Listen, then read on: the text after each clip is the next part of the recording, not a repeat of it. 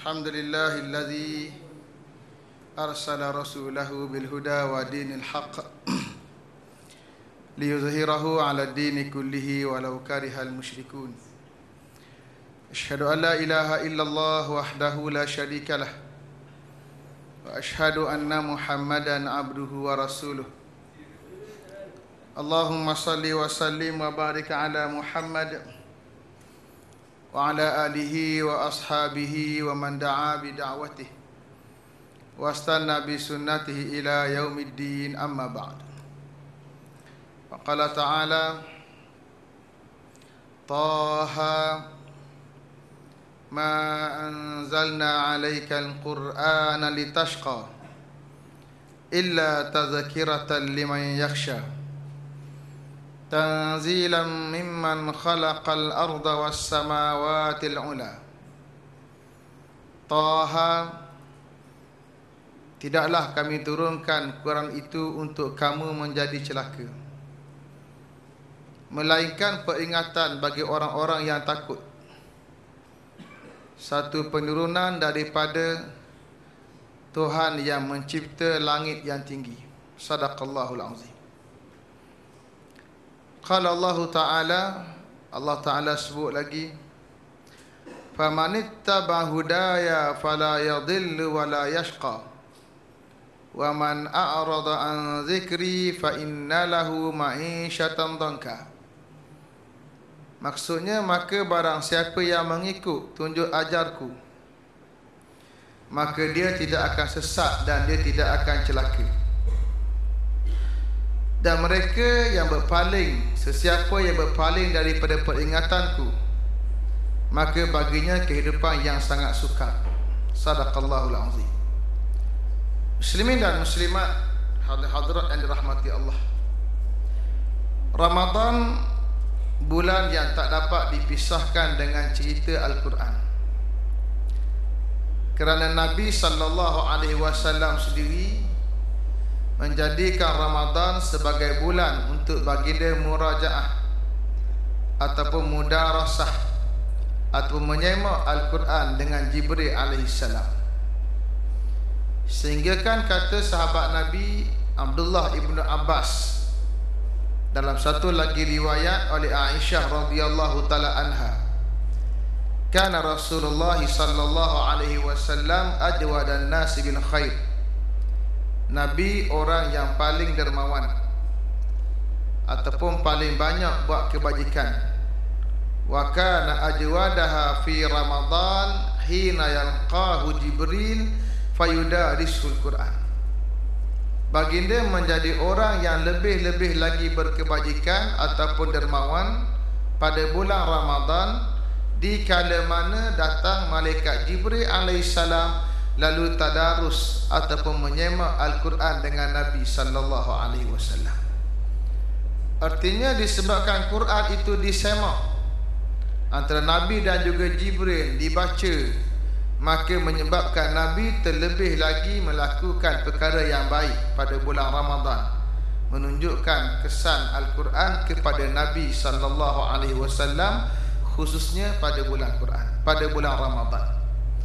Dan kita juga baca ayat dalam surah Al-Baqarah, bila Allah cerita tentang bulan Ramadan pun Allah kait dengan Al-Quran. Syahrul Ramadan alladzi unzila fihi Al-Quran, bulan Ramadan yang diturunkan padanya Al-Quran, hudan linnas, sebagai petunjuk kepada manusia. Itu muqaddimah. Tajuk kita pada malam ni ialah Islam rahmat bagi seluruh alam. Islam agama yang diturunkan oleh Allah. Inna dina indallahi al-Islam. Sesungguhnya sebenar-benar ad-din di sisi Allah adalah al-Islam. Ad-din makna asalnya ialah tunduk dan juga patuh. Ad-din makna ketundukan dan kepatuhan. Kita terjemah dalam bahasa Melayu kita hari ini maknanya agama. Ada orang dia tak terjemah, dia kekalkan dengan ad-din sebagai ad-din kerana bagi mereka perkataan ad-din tak mampu untuk dihuraikan maksudnya oleh perkataan agama. Sesungguhnya sebenar-benar agama, sebenar-benar adil, sebenar-benar ketundukan yang diterima di sisi Allah adalah Islam. Bagaimana Islam sampai pada kita? Sampai pada kita tentulah menerusi perantaraan kalangan manusia namanya Muhammad sallallahu alaihi wasallam. Apa yang dibawa oleh Muhammad untuk perkenalkan Islam? Yang dibawa oleh Muhammad untuk perkenalkan Islam adalah wahyu yang datang dalam dua bentuk. Satu, wahyu bentuk kitabi bertulis daripada Allah namanya Al-Quran. Yang kedua, wahyu tidak bertulis menerusi panduan Allah Ta'ala terhadap perlakuan Nabi, ungkapan Nabi, perbuatan Nabi, duduk Nabi, diam Nabi, cakapnya Nabi, semuanya menjadi huraian kepada petunjuk Al-Quran. Maka dengan cara itulah Islam sampai pada kita. Maka bila kita kata Islam itu rahmat bagi semua, rahmat bagi umat manusia, rahmat bagi alam, macam mana nak rasa rahmat Islam itu? Nak rasa rahmat Islam itu tentulah dengan tengok Al-Quran dan juga tengok perlakuan Nabi sallallahu alaihi wasallam. Tak dapat tidak. Maka di situlah kita akan tengok di mana rahmatnya Islam.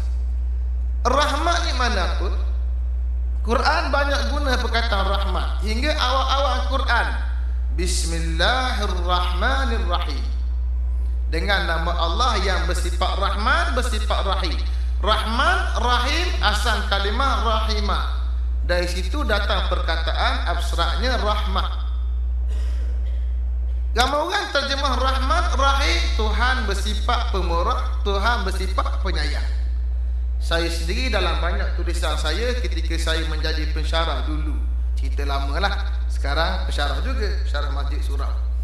Dulu pensyarah bidang akademik, bidang saya ialah bahasa Arab, kajian master di peringkat usul fiqh dengan lugah, kajian PhD tentang terjemahan Al-Quran. Saya tulis beberapa artikel menegaskan bahawa selayaknya bila kita sebut Bismillahirrahmanirrahim, Ar-Rahman, Ar-Rahim, tak payah terjemah dengan makna pemurah, dengan makna penyayang. Sebab makna Rahman, makna Rahim lebih besar daripada makna yang dikatakan pemurah lagi penyayang tadi. Maka saya cadangkan ikut kaedah bahasa, mana-mana perkataan yang gagal diterjemah oleh satu, gagal dihuraikan maksud oleh satu bahasa lain dengan perkataan yang ringkas, maka sebaiknya kita terus jadikan dia bahasa kita juga, dengan maksud tak payah terjemah, kekal dengan perkataan asal. Maknanya dengan nama Allah yang bersifat rahmat, bersifat rahim. Bersyarahlah makna apa rahman rahim. Itu pandangan saya lah. Baik, pandangan yang belum diambil oleh mereka-mereka yang buat terjemahan Quran dan disebarkan. Baik, di situ ada perkataan rahmat. Masuk surah Al-Fatihah apa? Alhamdulillahi Rabbil Alamin, Ar-Rahman, Ar-Rahim. Perkataan rahmah, rahimah, asal perkataan menunjukkan pada makna ikatan sesuatu. Itu rahimah. Hingga dalam hadis-hadis Nabi sallallahu alaihi wasallam kata Allah Subhanahu wa taala hadis kursi, kata Allah Subhanahu wa taala, aku yang menciptakan rahim, merujuk pada rahim perempuan, yang dari situ berkembangnya manusia, dan manusia yang berkembang dari rahim yang satu itu ada satu ikatan. Mereka yang berhubung adik-beradik, ke mana sekali pun dia bergaduh, dia perang ke mana, dia rasa adik-beradik dia. Ada beza. Hingga orang Melayu buat ibarat bagai air dia cincang tidak akan putus, dia akan ada satu perasaan. Itu menunjukkan satu ikatan. Cerita rahmah, ikatan daripada kita dengan Allah Subhanahu wa taala yang menjadikan Allah limpahkan pelbagai benda kepada manusia, walaupun manusia tu buat jahat lagu mana sekali pada Tuhan. Kalau ikut dia lawan Tuhan tu, dia kafir tu, dia kata ke Tuhan tu, dia nganjing ke Tuhan, dia main ke Tuhan tu. Kalau kita lah manusia ni, orang nganjing kita, kita beri makan minum, kita lepas dah. Terlepas, terkajang, tersepak, kita ukit. Tapi Tuhan tidak begitu. Dia beri. Kadang yang kafir Allah beri banyak nikmat kat dunia, Yang beriman dia beri sikit sebab nak beri ke di hari akhirat Allah Subhanahu wa taala. Hingga kata sebagian ulama berdasarkan satu hadis yang lemah, Allah Taala dia beri satu kepada orang kafir yang baik, Allah beri dia nikmat senang di dunia sebagai balasan kebaikan dia dekat dunia. Sebab akhirat dia ada benda dah. Itu pendapat sebahagian ulama dipetik daripada satu hadis yang lemah. Saya ambil begitu sajalah sebab dia bukan hadis yang kuat.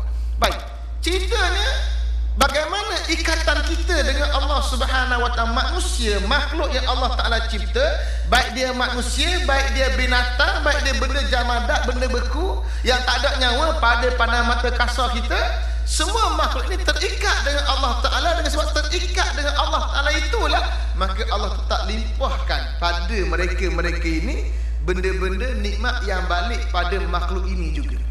Itu dikatakan rahmat. Maka rahmat Allah Ta'ala itu dia akan tercerna bila mana segala peraturan yang Allah buat turun itu manusia pakai, maka akan tercerna rahmat itu.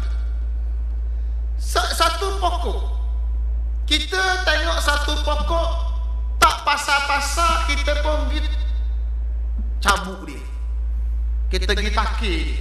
Nama saya gelar At-Takiri. Takir makna kerak, potong. Dia takir tak pasal-pasal dia tak.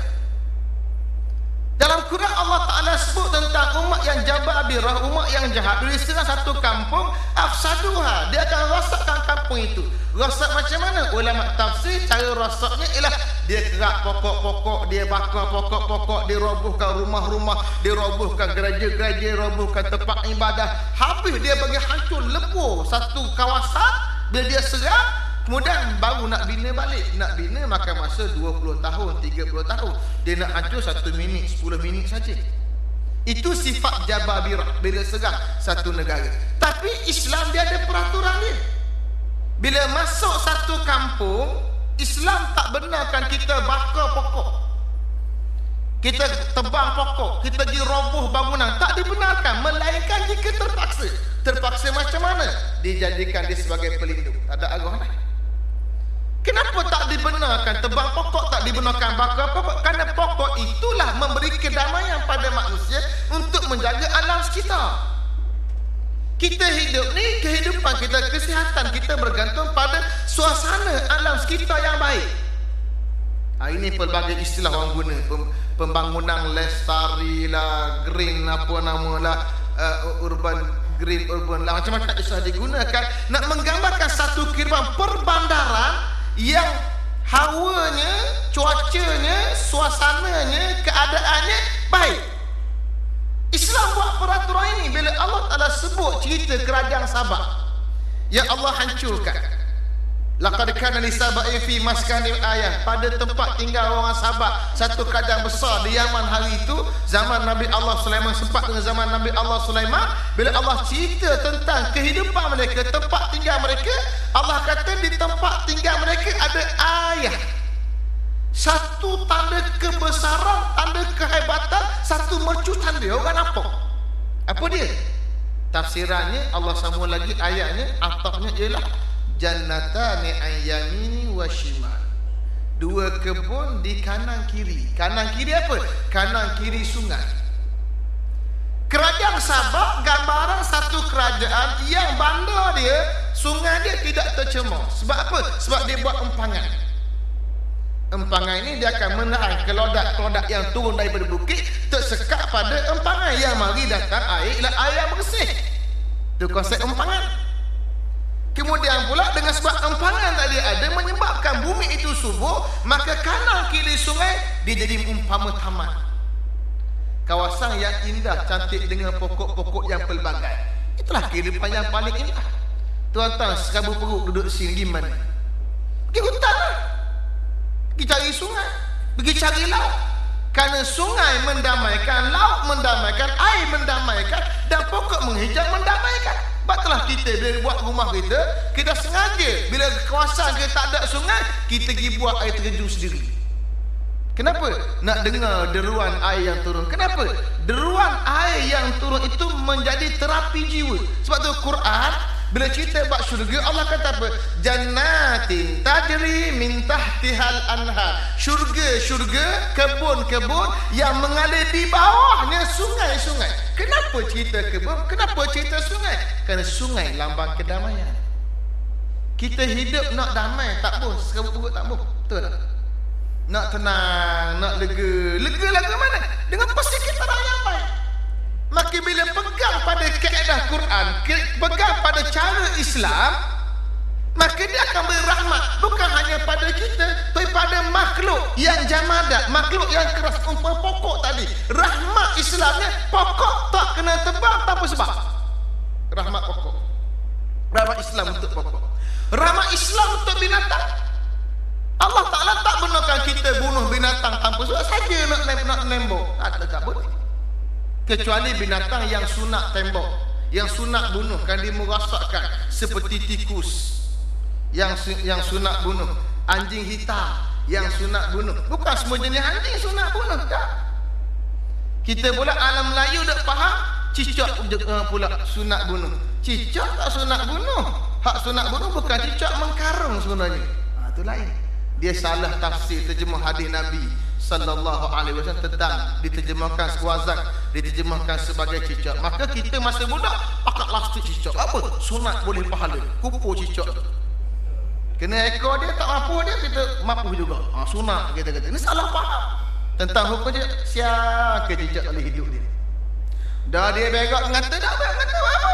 Tuhan buat mesti ada sebab dia tak berak ngata tu. Dah nanti kan batal pula semayang kita. Siapa kata batal? Cicak binatang yang tak mengalir darah dia kan. Kalau kita terpijak tai cicak semayang tak batal, tapi ambil je lomo sengaja buat batal. Kutip tak cicak lomo tangan tu semayang Allah batal. Sebab apa?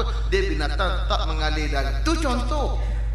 Kita ada semut hitam, semut merah, ada belaka semut. Kita nak marah ke dia, nak marah ke semut kerana kacau kehidupan kita. Tak ada semua kita buat khianat dengan cara bakar dia. Dia sangat ambil api, cucuk ketah, bakar dia. Tak boleh, hukumnya haram.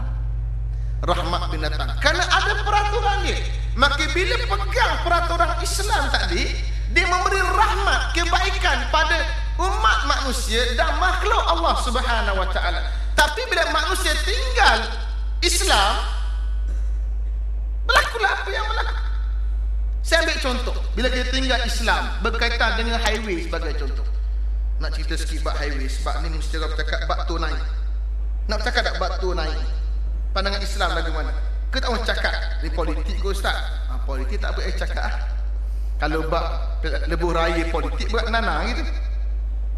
Lebuh raya yang hari ini akan dinaikkan sekitar 50 hingga 100 walaupun dinafikan oleh pihak berkenaan. Biasa nafi hari ini esok jadi ya pula, tu biasa di alam kita ni.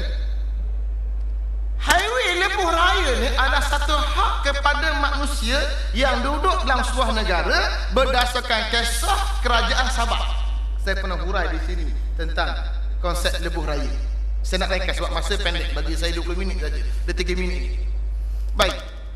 Bila ia menjadi hak yang patut dibuat oleh pemerintah dan kerajaan, tiba-tiba kerajaan tak mampu dengan pelbagai sebab, dia serah mandat pada swasta untuk buat. Bila swasta buat, tentu dia dapat untung. Dia dah keluar modal dia, syarikat Plus sebagai keluar modal 6 bilion untuk buat highway utara selatan, 6 bilion. Dia tentu nak boleh untung, tak kata nak untung.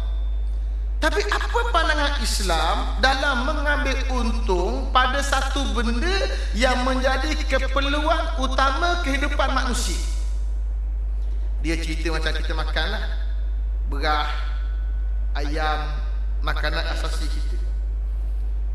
Islam mengajar satu etika. Bukan cerita haram dan juga wajib, cerita sunat atau makruh. Islam mengajar para peniaga dalam perkara yang melibatkan keperluan manusia, untungnya mesti berpada-pada. Bila melibatkan keperluan manusia, pergerakan ni keperluan manusia, tak dapat tidak. Maka bila ia keperluan manusia, untung kena berpada-pada. Kalau kita ambil konsep tol dalam Islam, syarikat lebuh raya yang buat tol ni Tak ada lagi satu syarikat yang buat lebuh raya dan dia buat tu setakat ni. Tak ada lagi syarikat yang rugi. Tak ada lagi setakat ni. Dalam sejarah tak ada lagi hak rugi. Kalau ada khabar saya, tak ada lagi hak rugi. Untuk memanjang. Kenapa? Sebab dia bentuk perkhidmatan. Barang ada, perkhidmatannya panjang. Kemudian kereta ni tak pernah suruh. Kalau dulu kita ada setir kereta, sekarang 3 setir kereta seorang. Isteri bawa seorang tu, kereta 3 dah. Kereta semakin bertambah. Tengok nombor pelik gambar dulu tu. Kejap je. Kereta bertambah. Bila kereta sentiasa bertambah, orang sentiasa menggunakan lebuh raya, maknanya dia sentiasa mendapat income. Dia tak pernah rugi. Kalau plus tu, dia dah kutip setakat ini 23.5 bilion. Daripada asal modal dia 6 bilion, dia dah kutip 23.5 bilion. 23,500 juta setakat. Itu setakat laporan 2014. Maka bila sentiasa untung, tak pernah kurang. Dalam keadaan hari ini kita berhadapan masalah kenaikan harga barang dan turunnya wang, nilai mata wang kita sampai 3.8 menyebabkan kenaikan harga barang. Maka sangat wajarlah tol yang kata nak naik tak payah naik lah. Sebab penonton dah akan rugi. Bukan setakat tak payah naik, patutnya kalau boleh kurangkan lagi, pulangkan balik untung itu kepada para pengguna. Ini saranan Islam, bukan wajib, saranan, benda sunat patut dibuat berdasarkan etika peniaga Muslim dalam perkara yang melibatkan keperluan manusia. Cuba tengok, tuan-tuan seronok tak kalau tu dikurangkan? Angkat tangan siapa tak seronok? Kalau ada angkat tangan yang mana tengok. Kita memang nak kurang tu, sebab kita makin. Kalau saya sendiri setiap bulan tu saya RM500 tu wajib tu saja RM500 dah pergi mari semua highway semua. Kita memang tak kurangkan tu kita. Kalau mereka yang jaga lebih boleh faham prinsip perniagaan Islam dalam perkara yang seumpama ini, rahmatlah kita dapat. Kita ni rahmat orang Syah Alam ni. Patut tu bertiga tu lama dah hapus dah. Tak berapa. Tak lama dah patut dia hapus. Dah untung jangok dah. Tahu berapa buat raya tu. Artinya kalau mereka faham Islam, ia tak wajib. Sebab ada perjanjian. Kerajaan kena naikkan tol. Ada perjanjian dia. Bila kerajaan didesak jangan naikkan tol, maka kerajaan bayar pada syarikat tol pada hujung tahun 2014 sampai hampir 500 juta dibayar sebagai pampasan kepada syarikat konsesi kerana mereka tak naikkan tu. Kerajaan bayar juga. Bayar PT kita kan? Kita kata alangkah baik kalau syarikat konsesi faham Islam. Dia berkata tak apalah, kita ni faham Islam, kita pulangkan balik pada rakyat, kita kurangkan tu setahun. Jadi dah. Tu tak tuan-tuan? Itu kita kata rahmat tadi. Rahmat bila beramal itu baru cerita berkaitan dengan tol. Kita tak cerita tentang hukum jual beli melibatkan tanah sebagai hartanah. Yang hari ini spekulasi oleh para kapitalis menjadikan harga tanah di bandar-bandar menjadi tinggi, menyebabkan jumlah miskin bandar makin bertambah. Kalau tuan-tuan bergaji 5,000, beli tanah yang agak jauh Bukit Beruntung, mungkin tanah yang satu lot banglo mungkin dengan harga sekitar 200,000, mana boleh dapat satu lot banglo 200,000 di Shah Alam?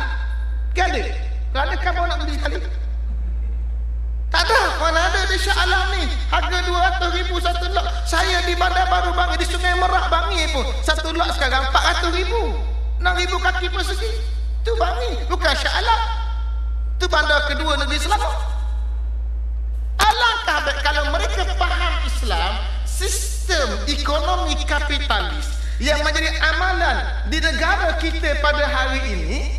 Jika sistem ini digantikan dengan sistem Islam yang meletakkan sikap rahmah para peniaga kepada masyarakat sekitarnya, maka tentulah kita akan dapat merasai satu kualiti hidup yang lebih baik bila mereka faham Islam.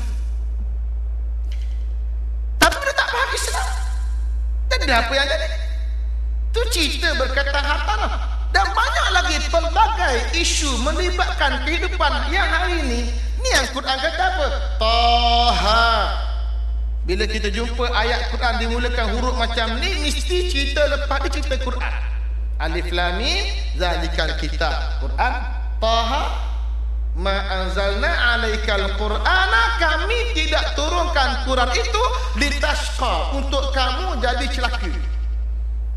Syaka dengan mana sempit? Sempit dada, rasa tak selesa, jadi hidup tak terhala. Tu tashqa. Quran turun bukan nak bagi kamu celaka. Makna mafhum sebaliknya ialah nak bagi kamu bahagia. Illa tazkiratan, melainkan dia peringatan. Lima yaksha, bagi orang takut. Tapi kalau orang tak takut, maka dia tak ambil peringatan. Tanzilan mimman khalaqa, Quran tu siapa yang buat turun? Tanzilan mimman khalaqa, dibawa turun oleh orang, oleh Tuhan yang khalaqa, mencipta as-samawatil ula, langit-langit yang tinggi. Bukan bumi ni, langit tu. Kita bumi bergegar di kota kena, tak boleh buat apa, tengok saja je. Kena terima je realiti. Mana ada orang boleh geskat nak kita biar tak gegar, mana boleh. Saya pergi ke KK, nak pergi tengok, dan rasa gegar sekejap. Rasa gegar tu, habis gegar jantung kita. Takut juga mati rupanya. Enggak. Bergegar. Tak boleh buat apa. Kalau bumi tempat kita pijak, tak boleh buat apa. Langit lagi tak boleh buat apa. Maka Quran kata, langit yang tinggi yang tak boleh capai, itu aku yang cipta. Aku yang buat turun Quran. Itu ayat di awal surah Taha. Ayat yang saya baca selepas itu 1, 2, 3, 1, 2, 4 surah Taha, kata Allah, famanittaba'a, siapa yang ikut. Ittaba'a dalam Quran dia dua ibarat, satu tabi'ah, satu ittaba'a. Orang yang tak belajar bahasa dia kata sama je, maknanya ikut belaka. Tak, ittaba'a ni dia ikut sebiji-sebiji. Kalau tabi'ah dia ikut gitu aja. Ikut suti-suti ni. Maknanya kalau dia berjalan, kalau kanan ikut kanan, kiri ikut sungguh-sungguh. Faman ittabang, siapa yang ikut sungguh-sungguh ni, jejak-jejak ni, hudaya, petunjuk aku, pedoman aku, fala yadillu, dia tidak akan dalla. Dalla terjemahan kita sesat tak? Dalla asal makna jahilah, tak reti, bodoh. Kemudian bila bodoh, jadilah tersasar. Dia bodoh, dia tak reti mana surah rahmah, tersasar lah dia pergi masjid Shah Alam. Kalau dia ikut Quran ni, ikut tunjuk ajar aku, dia tidak akan jadi bodoh. Dia cerdik. Bila dia cerdik, dia tahu, dia reti benda hak berlaku di sekitar dia, maka dia tidak akan tersasar. Kita buat bangunan, kalau tak reti buat bangunan, dia akan tersasar. Tiang yang patut serik jadi rayok. Tengok ke tepi ni, rayok belakang sekali. Bila pasang pai ni, warna nampak rayok ke mana. Sebab apa? Sebab dia tak reti, maka tersasar. Kata Allah, kalau dia ikut aku tunjuk ni, dia tidak akan tersasar. Waman a'rada, siapa berpaling. Paling mana apa? Nampak dah Quran, tunjuk aja jelas dah. Orang cara dah. Tapi malah a'rada, berpaling, paling lain. Anzikir, daripada peringatan yang aku bagi, fa inna lahu, maka sesungguhnya kata Allah, tak dapat tidak, lahu ma'isyatan dongka, dia akan dapat satu kehidupan dongka. Dongka ni dia cerita binatang namanya kaldai. Kaldai kan dia, kalau dia menjerit, dia bunyi, ada bunyi dia kan. Pernah dengar tak bunyi kaldai? Tak pernah tak, sebab tak ada kaldai kat sini. Dia bunyi mengeri atau plek. Dongka, dia bunyi tu sebab dia terus sempit dada. Mana sempit kehidupan kita ni. Macam perasaan kita bila kita sempit dada. Mari tengah ada masalah, duit tak ada, gaji tak ada, kena pecat daripada kerja dengan syarikat emas. Ada di sini. Sempit dada ni. Sempit dada ni. Allah lagu mana? Bila mari sempit dada ni, dia naik serabut. Allah kata kala berpaling, kehidupan dia pasti macam tu, dongka. Sebab tu saya kata apa?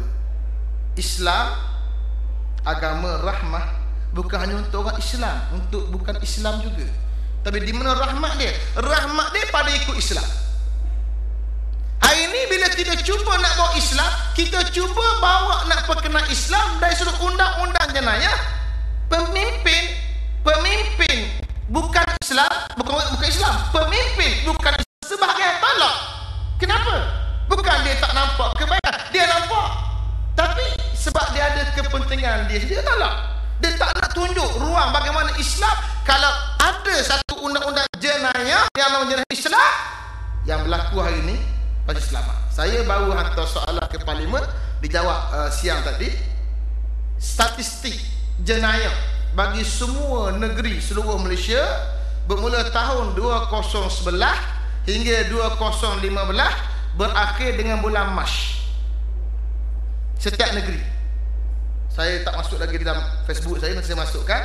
Tapi datanya yang saya masukkan data untuk negeri Terengganu saja dulu.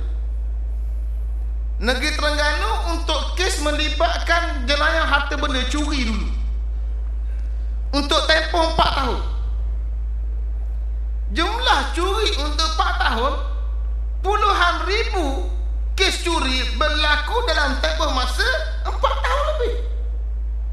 Saya tak ingatlah, saya tak ngapa data tu. Nak ngapa tak pasal dia, tak ngapa Quran. Ceritanya banyak. Kecurian kereta saja 10,000 kereta. Kes curi kereta. Tak curi, saya tengok sekejap dalam Facebook saya. Kena bertirap. Seminit dia ceramah kita semangat. Okey. Ni dia.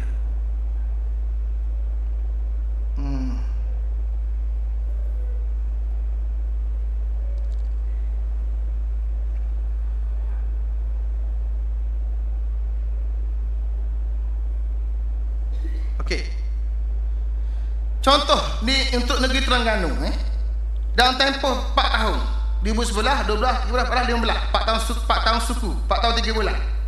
Curi kereta, curi saja 2,525 kes. Curi motorkar 1,076. Curi motosikal 6,885. Curi van lori 152, curi raguk 180, pecah rumah 2,222. Total semua untuk Terengganu saja 13,040 kes. Ni bak curi saja. Bak curi saja. Ni hak Terengganu kes sikit Tengah sebut Selangor, tengok lagu mana. Tak? Saya tak dah masuk lagi. Tengok dalam Facebook saya nantilah. Kita kata kalau ambil Islam sebagai satu cara menangani jenayah, selamat harta benda. Yang banyak harta bukan orang Islam, kafir. Selamat harta dia. Tapi tak mau terima Islam, nak kata lagu mana? Kerja kita hanya dakwah. Sebab itulah tuan-tuan, jom kita balik pada Islam. Sempena Ramadan, malam ni malam kedua kita bertarawih.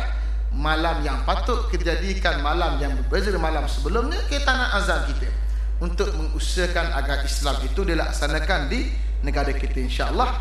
Itulah saja yang boleh saya ungkapkan. Saya ada buku yang saya bawa.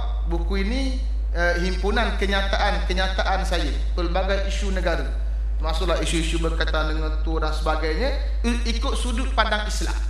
Nak tengok sudut pandang Islam macam mana, boleh terang belilah buku saya, nanti lepas sembahyang nanti ada dijual, insya-Allah.